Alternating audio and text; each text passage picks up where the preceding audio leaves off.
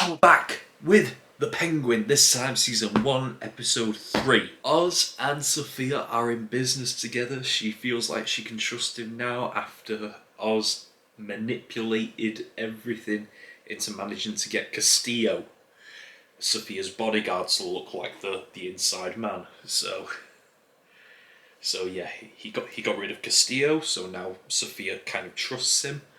He's also given the blackmail material on Viti to the Maraudis, so then that's going to turn into a whole thing between Viti and Luca. Yeah, he's just perfectly putting the pieces in place so that they will eventually go after each other. They'll all cut each other's throats. Masterfully done. I can't wait to see how he manages to manipulate things in this episode, or if things are going to start falling apart for him, because he's skating a very fine line. But on the other hand, should I be worried? Because things were going wrong for him in this episode, in the last episode, quite a lot, and he managed to just pivot every time to make someone else look like the worst problem, the bigger problem. I mean, naturally that tension is still going to keep amping up. And honestly, I don't know if I can take any more, so this will be the last episode I do tonight. But tomorrow I will continue with 4, 5 and 6, and then the day after I will try and do 7 and 8. Because, honestly, I was kind of worried about having to blast through an entire season in 3 days, but you know what? This show has just hooked me so far to the point where I'm like, I want to watch a lot more, but honestly, I don't think my heart can take the fucking stress that it's putting me under right now. So, yeah, we are going to up the heart attack potential, and we are going to watch season 1, episode 3 of The Penguin, starting right now. Ooh, Vic's got a girl. Oh, oh no, I know what this is. This is not going to be well, it's going to be interesting, but it's not going to be comfortable. Damn, I cannot wait till he dies. Okay. Ooh. Oh. Things are progressing. Things are progressing. We got a lot more between Sophia and Oz this episode. A lot more to do with Vic. I think Vic might have been the star of this episode, honestly. Just knowing about what happened during because I didn't expect that beginning to be a flashback. I thought that was like, okay, he's lying about not having any family to go back to. But then I should have questioned, like, where has his family been this whole time, and why has only one person been messaging him? We got a little flashback with his mum, his sister, and his dad in that apartment, right by the seawall, and then shows him going up to that rooftop, and then it's revealed it's the night of it's the night of the bombing, the night of the flood in the Batman, and we see how it happened with his family. And that leads to where he is now. And honestly,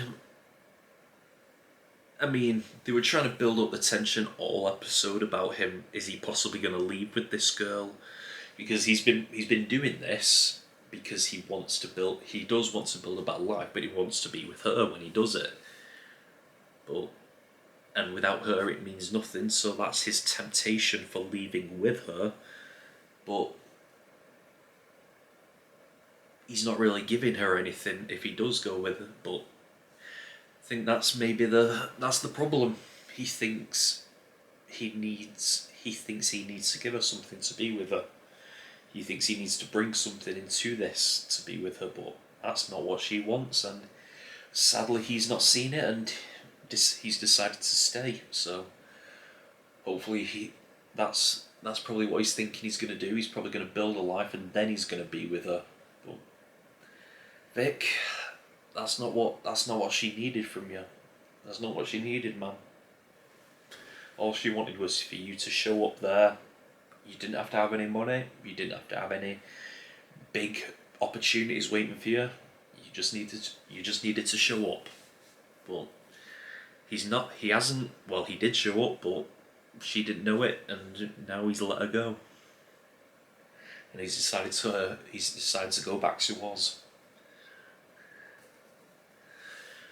Yeah, so most of this episode, and we're seeing a bit of progression with Vic as well, the way he handled that policeman, and he's obviously struggling from PTSD because of the shit, the shit, the shit of the bombing, and he's obviously gaining a bit of confidence with how he just drove that car in there. He killed someone, or he might have killed someone. Might have been his first murder. We're going to see how Vic progresses from here, if he's going to get into what I wonder he's going to be. And then there's most of this episode was the stuff between Sophia and Oz. How their relationship is progressing, and you think they were getting onto a level where they can trust each other, but at the end she's still saying she can't. And then I keep saying and then, because I'm in here, I'm not taking notes on a notepad, so I can't really remember everything.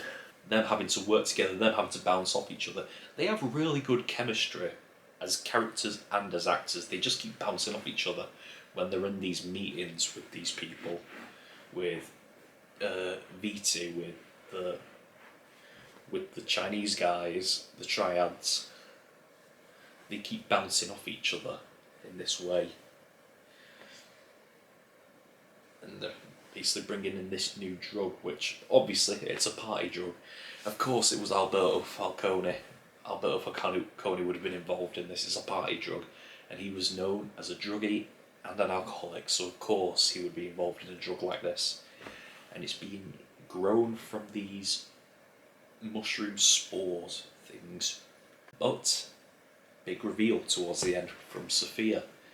It's what they give to them at Arkham. Another, just showing once again how this episode showed it 2 times once again how Gotham is fucked.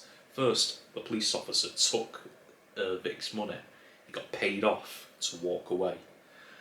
And then the reveal from Sophia that Arkham gave them this kind of drug to kind of keep them submissive whilst they're in prison, whilst they're in the asylum. But it was enough to win the triads over.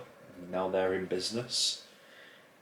So's VT as well, who I desperately can't wait for him to die, because of how the way he spoke to Sophia, the way he just talked down at her earlier in the episode. Ooh, you know, the worst bad guys are the bad guys who like have a lot of power, but they look so weak. Like, that guy's a fucking twig. Sophia or Oz could just snap him in half. But he has this like aura of well, not even aura. He has this confidence, this smugness that the power he holds will protect him. Ooh, it's the same way with in Rings of Power, Kemen. It's the same way with him. Just this smug aura of power about him. When like, bro, anybody in the rest of this fucking show could break your neck with a. Ooh, yeah. But he got caught screwing. Well, he got caught with Luca's wife in this episode. I mean, I'm not going to blame him for being tempted. She was attractive. But yeah, then now he's involved in it. Now he's involved. I hope that doesn't mean he's immune to death though, because I do not want that to happen. I want him to die. Yeah, I wondered when the Maronis were going to get involved in this episode, because they've been very absent. They were very absent in this episode, up until the very end there, when the wife showed up. I wonder how much she disclosed before Vic showed up. And I wonder, maybe she disclosed a bit too much, and that's why Oz told Vic to leave Sophia there. Either way, Oz was saved by Vic at the end, who chose to come back. Yeah, can't help but sympathise a little bit with how Vic and Oz were talking about the dad, about Vic's dad. Yeah, unfortunately, in this world, the working man doesn't always get the recognition he deserves.